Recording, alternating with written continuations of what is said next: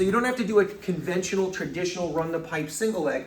When you tap that far leg, you're gonna be able to knock your partner down.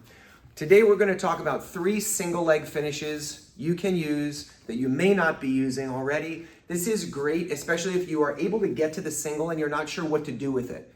Classically, one of the first things that you learn how to do is to run the pipe, but in jiu-jitsu, sometimes that can be difficult because of your posture, your grip, your partner's resistance.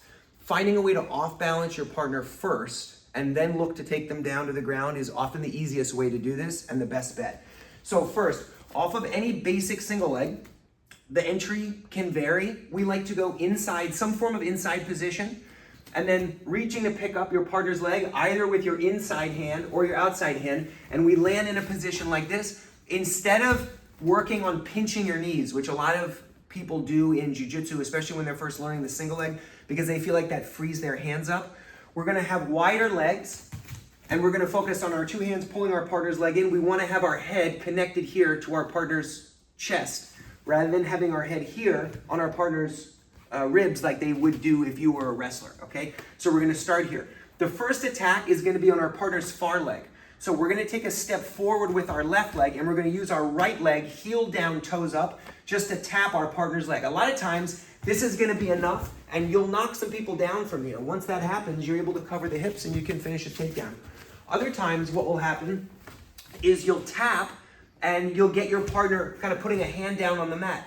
When this happens, don't worry about finishing the single leg. Just lower your level. You can take your rear hand and catch your partner's ankle. If you look, we're shelving this leg. We're gonna catch here. Your hand can go to your partner's waist, or you can even just drop your knee to the floor and take your partner down here. So you don't have to do a conventional, traditional run the pipe single leg. When you tap that far leg, you're gonna be able to knock your partner down. Another great way to deal with the single leg is instead of staying in front of your partner here, going around behind them. How will we do that? We're gonna take an extra low position with our shoulder, front shoulder. Then we're gonna take a couple of steps back. Look how this right hand is gonna reach forward and we're gonna walk. A lot of times you're gonna need to put your hand in the front of your partner's knee, especially if he's got good posture and is very strong. So you'll walk around the corner until you can reach your hand to the front of your partner's knee, and then we'll walk to put his hands on the floor. It's not a takedown yet.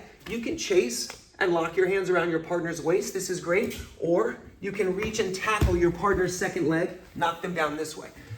So you're going from a situation where you're controlling one of your partner's legs to a situation where you're controlling both, which is always better. Finally, we're gonna use this same method that we started off with, where we tap our partner's foot. In this case, Gion's gonna take a big step out here. Once we see this, we're gonna lower and we're gonna lift our partner's leg. You're gonna move into a high leg, okay?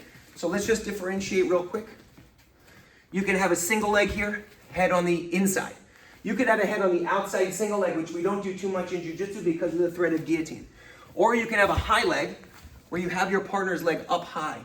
It's best to do this in the way that we're doing it, where we tap, step, and the leg is across your body.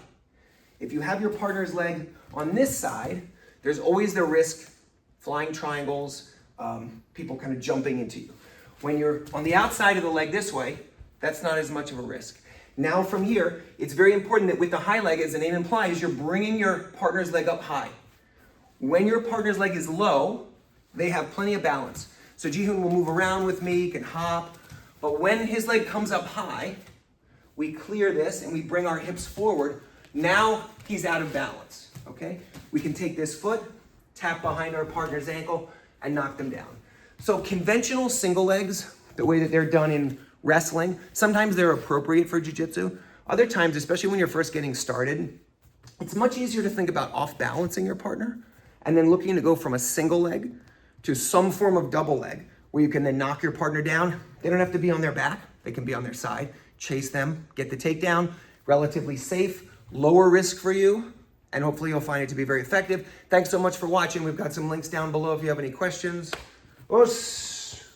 See you. Thank you so much for checking out this video. There are gonna be some links down below to my BJJ Fanatics videos, some other stuff for you to check out. If you watch this video all the way through and you're not subscribed yet, this video is recommended to you because YouTube is very smart. It knows what you like, and hopefully you enjoyed this one. If you subscribe, then you'll be able to get more access to these videos, and I'll see you at the next one.